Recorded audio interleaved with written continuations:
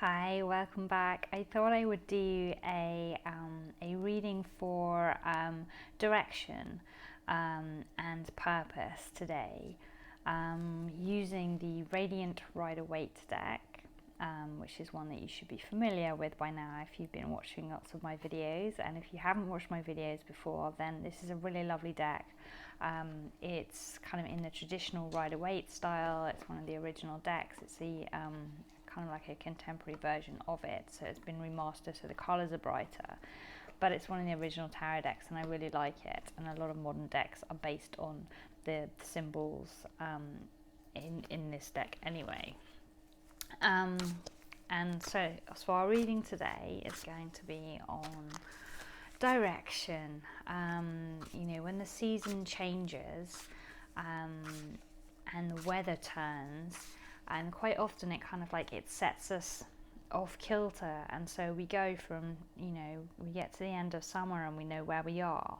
We've kind of found a rhythm and a balance and a routine, and it's working for us.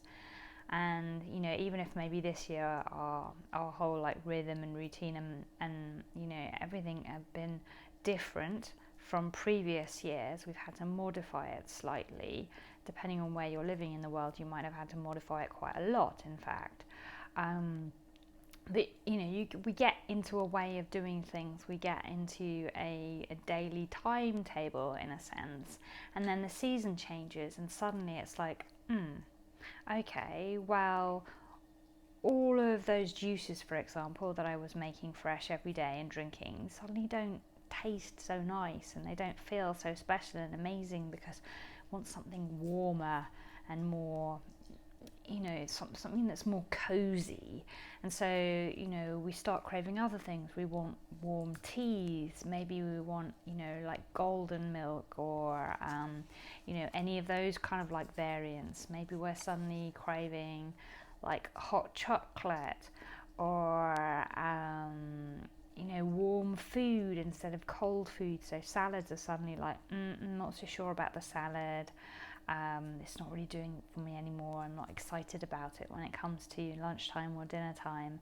I more want something warm, so we look towards like more like root vegetables to add to things, and maybe we start adding spices, like warming spices like chili and ginger and black pepper, more than we would do in the summer, where they might be a little bit too internally heating for us. So that shifts, so our diet shifts, and that takes like a few days to a few weeks to really adjust to.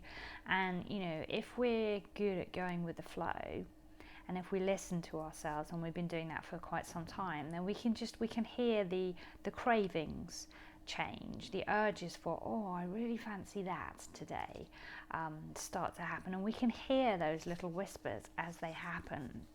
And we can make like minor little adjustments and change course, and it's not really that difficult or challenging, because our body is telling us what it wants, so therefore it's like we're following the craving.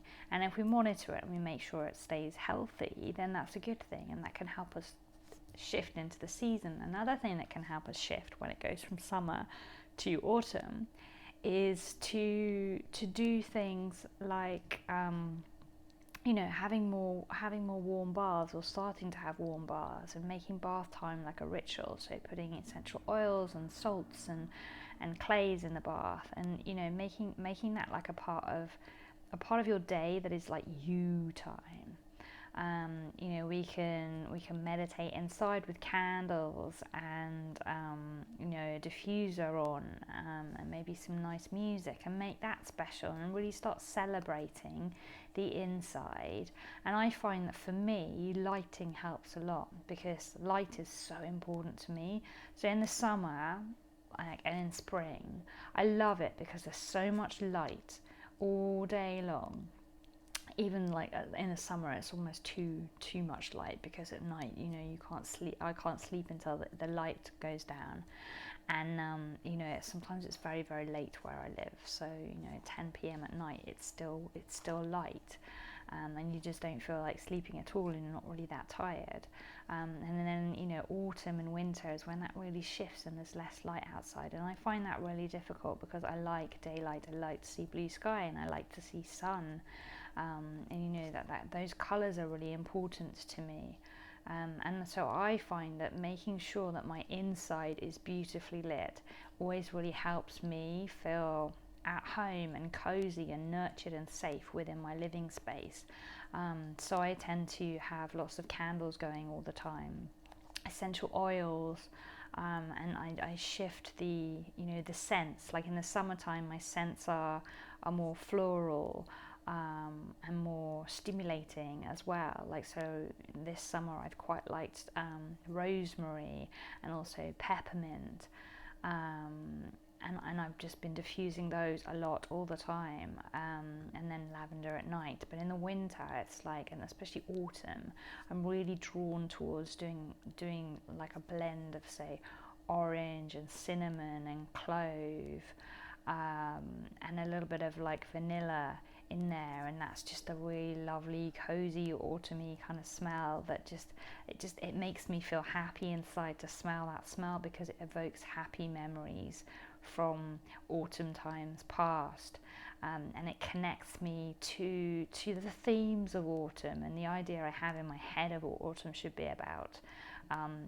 based on years of watching movies and reading books that I have had autumn within them.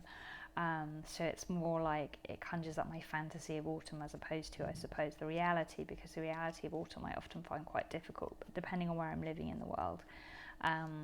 But when I was living in England, I found autumn quite challenging because it suddenly turned cold, and even though it was like beautiful with all the leaves, it was windy and it was wet and it was cold, and it started to get really dark, and then the snap came into the weather end of October, beginning of November, and then it was just miserable for me from then onwards, really, until we hit spring. So I'm much better off now where I live, which is much milder and warmer, and I tend to not really suffer the seasons in the same way. And some years I don't seem to suffer them at all, and I think that's as a result of a lot of personal work, and also self-healing, because sometimes when we're really affected by the seasons, it's because something is out of balance inside. There are physical reasons as well as emotional reasons for the difficulties. But I think if we start thinking about, like, how can we celebrate the arrival of this new season, and how can we be excited about it, as opposed to what are we grieving, because when we lose summer there's always a little bit of a grieving period, because summer is so beautiful and so warm and so wonderful. It's really like the highlight of the year in many ways, and then autumn is like, it's the beginning of the drawing to a close, and that's a very different energy to inhabit, and that can be difficult, although some people really, really love autumn and winter and not so much spring and summer. So it kind of depends on where you fall into that cycle scale, really. But I'm more of a spring and summer person myself.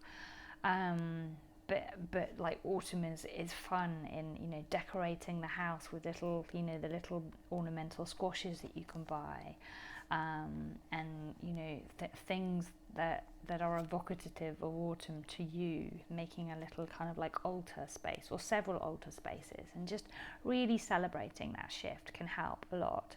And picking out seasonal foods and planning, like a kind of like a, let's cook one new thing a week or whatever, that's kind of like autumnal, and that can really help make it more fun and exciting. And planning your inner celebration of autumn as well. So have a night that when round about now or whatever, or when you feel autumn has truly hit for you, because we're only really at the beginning, to just celebrate, like we celebrate Christmas, for example, like we celebrate Easter, where celebrate something to do with autumn, and it doesn't have to be like Halloween or bonfire night. Maybe it can be just a celebration of like the harvest, like the harvest festival celebrations that we have. in the church and when we're at school. Something like that can be a really nice fun thing to add into your day. Anyway, I'm going to now shut up and pull a card, and this card is hopefully going to give us some pointers as to how we can kind of like feel a bit more direction and purpose and get ourselves over this little kind of hump that some of us may be stuck behind. So just finish shuffling the cards.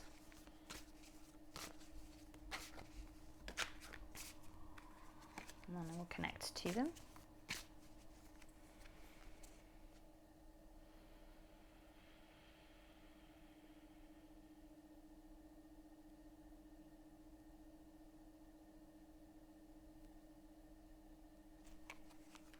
And then we shall see which card comes up.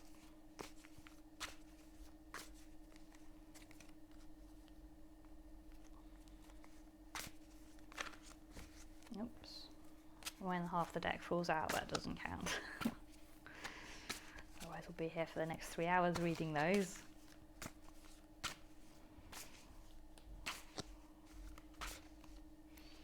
They want to come out now. There we go. Okay.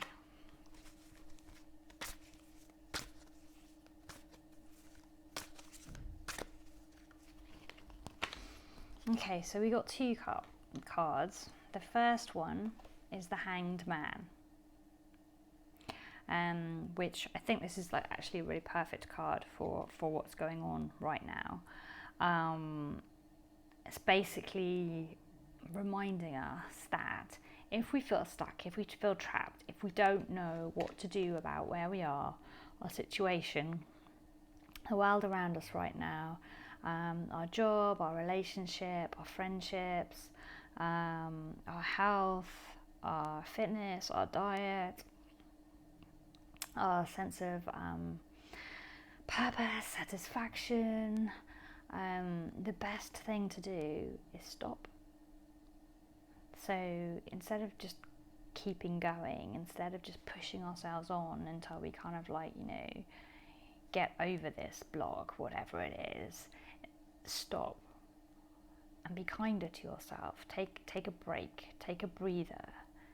And like in this card, it's basically saying climb up a tree, turn upside down, hang upside down, and look at the world from upside down, because then we'll get an entirely different perspective. So we spend our life looking at the world this way, and it gets us a certain amount of the way, and we see a certain amount of truth, and we form an idea of what our reality is, what our capabilities are, what our limitations are, what our passions are, what our desires are, what our talents are, what our positive qualities are, how likable we are, how gifted we are, how clever we are, how likely to succeed we are. But if we stop and we turn upside down and we look at the world from a different perspective, from the opposite perspective, what do we see? Maybe we see that actually we're pointing in the wrong direction right now, and we're trying really hard to succeed in a certain career when we're doing it for the wrong reason, and it's not really what we want. And we're chasing after something because, I don't know, maybe we want a bit of security, maybe we want a higher salary, maybe we think it will lead to something eventually, maybe we think it will give us a safety net so that if X, Y, and Z happens in our life, then we'll be okay. But is that our dream? Is that who we are in our very essence? Is that what we wanted to be when we were growing up? So just sit and see if maybe you have lost sight of who you are supposed to be and who you were trying to be before the world kind of went dark and swallowed you up. If it's in a relationship and the relationship is challenging you in some way, just stop, spin upside down, look at it from the opposite perspective, and why am I trying so hard to make this relationship better? What is it that's pushing me on? Like, why am I fighting so hard? Why am I being so stubborn? Why am I not just walking away? Why am I not just accepting that it's a bit broken and it's not working for me anymore? What is it about me, about it, that's keeping me stuck, that's keeping me like a dog with a bone, just going at it and at it and at it in order to make it into what I want it to be? Why am I doing this? Like, what is the point? What is the purpose? Is this person really supposed to be in my life if it's this difficult? Are we really meant to be in each other's lives? Perhaps not. And this can be for any relationship, friendships, I think, especially like, this over the course of this year. I think it's been a time in which we have sat back and reassessed all of our friendships. And if you haven't, maybe it's time to do that now. Just ask yourself, are you hanging out with the right tribe? Are you on the same wavelength? Have you outgrown each other? Are you supporting each other? Did you ever? Do you ever? To start questioning these things and look at your life and analyze your whole life from that different perspective, and try and like kind of weigh up what do you actually need in your life, what is useful to you, and what is no longer useful to you, what has completely and utterly lost all of its energy, its light, its power, its gift, what's run out. Because we grow and we change, and I think this year we have grown and we have changed a lot, all of us. And maybe we don't fit where we were before anymore. So maybe we're feeling stuck because 2020 has just like thrown us all over the place and kicked us around really quite harshly. Maybe we're not the same person, as we were back in February, beginning of March. And if we're not, then maybe we're not supposed to be pointing in that same direction, and maybe just trying to point in that direction and pushing it and shoving it and stubbornly pursuing it is what's actually making it difficult for us to get unstuck, because we've kind of run out of that road now. It's like we've gone to the end of that road, and what we were chasing wasn't there or isn't there anymore. And then we need to turn around and take a different path. And it's difficult, it's hard. But the change of season is a really good time to try it at, because it's like it's a clean break and everything is changing. The energy in the air outside is really different. And so that can kind of like provide us with more fuel. So just take some time to really go inside, self-reflect and meditate and look at things from a different perspective. But do it grounding yourself to something. Even though this man is hanging upside down from this tree, his feet are touching, attached to, tied to the tree, and the tree is grounded in the earth. So even though his feet are up in the air, he is still grounded. And that's what you need to make sure you do. Otherwise you'll go drifting off into some big bang scary place, and all of the worries and doubts and fears will creep in. So we need to be grounded in order to do this work, because it's deep and it's challenging and we're not quite sure where we'll end up going.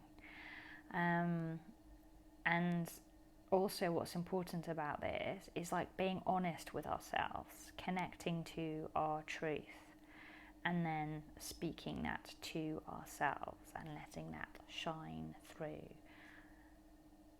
as we go into our minds, connect to our third eye, and open up and explore the possibilities.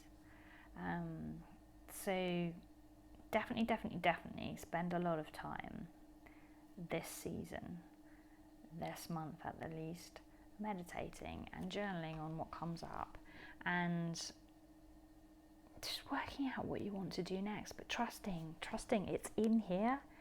You just need to go inside and turn your normal thinking on its head in order to let it out. The second card we got is the Ace of Cups. And this is a really positive card for moving forwards, and it's basically saying that you know, if you do that work, then something new and beautiful is going to come into your life, and it is going to fill your heart up so much that it will be overflowing, and you will feel like all of the stuff that was trapped in there before, all of those emotions which were just congested and making you feel sick, you feel pain and hurt in your heart, feel heavy, feel constricted, all of that is going to start to flow, and it's going to start to clear out of you. And with that, you will find the gift of the new thing that you are supposed to be bringing to life. And so it's basically encouraging you to shed the tears that you need to shed, and to trust that Spirit will hold you, and you're not going to fall. You're not going to fall, you're not going to drown. Nothing bad's going to happen. You know, the world's not going to come crashing down around you. Spirit will hold you up and will support you while you do this work, will hold space for you while you do this work. And the way forwards, the way to achieving what you want, the way to getting unstuck, the way to finding new direction is in letting go of everything that you have been carrying, that you are carrying still, that is stuck and blocked, letting it go. And when you have that great outpouring, there will be a cleansing and a clearing. And then with that will come the clarity that you need to find your way. So I think that's a really positive reading. It's a very useful reading.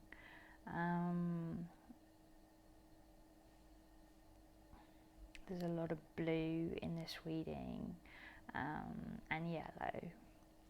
So yellow is sun and hope, and it's also the solar plexus chakra, which is intuition, trusting yourself, trusting your gut.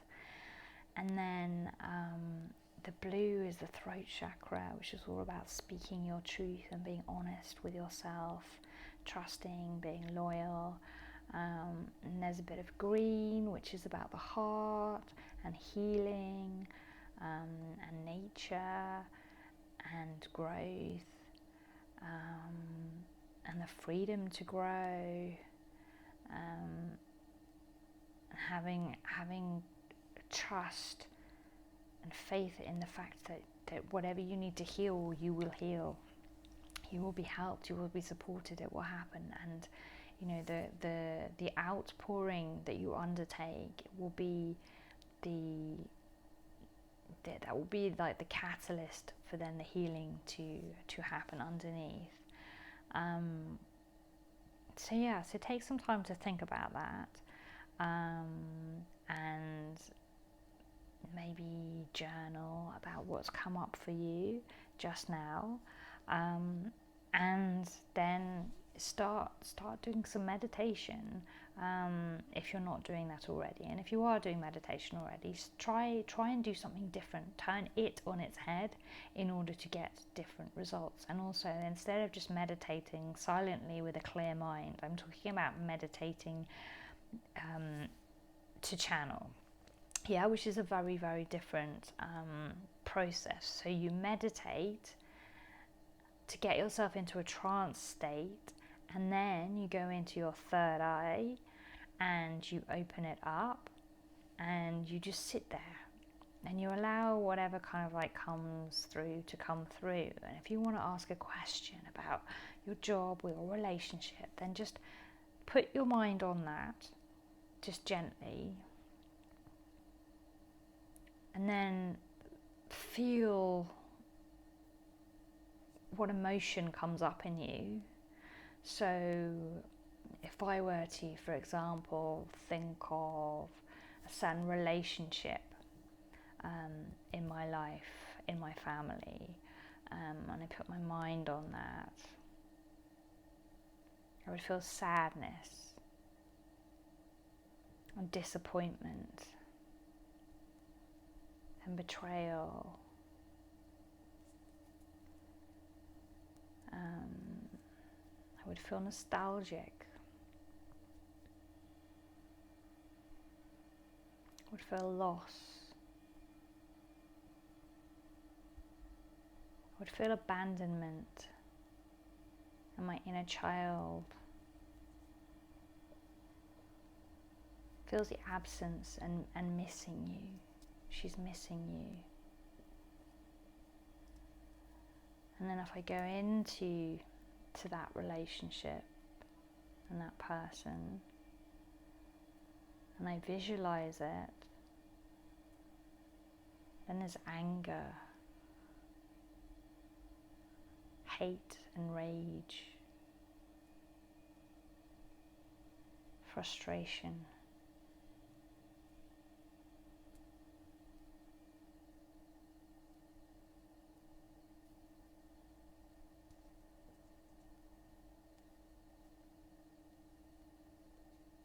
Fear. And there's also hope.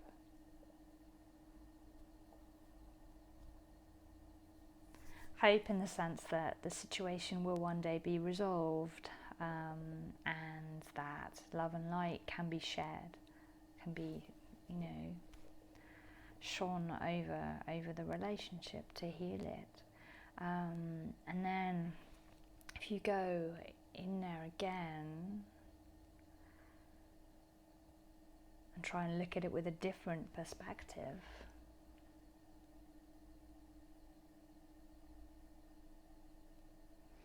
and I can see a person trapped in a situation of their own making.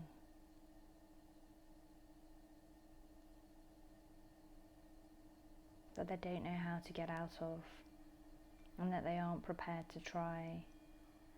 I see someone with low self-esteem, with a lack of self-love, someone who has lost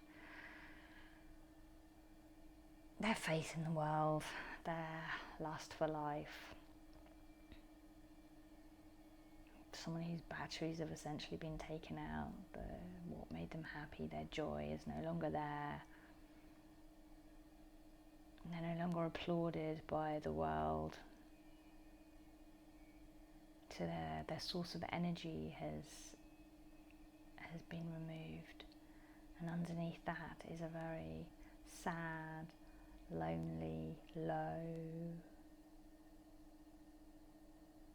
individual who's become stuck, and then acted out of hurt. Someone who lacks the emotional maturity, who lacks the original parenting, to self-parent and to parent outwards. Someone who is looking for a parent in people who should not be their parent.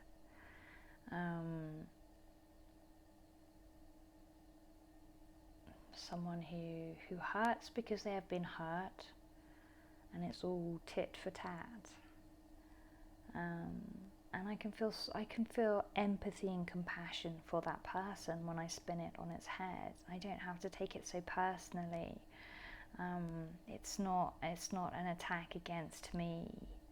It's not a personal abandonment of me. It is a behavior that is directed at a lot of the world, and at a lot of relationships. It's not isolated to me. I'm not special or unique in that respect, and that helps me.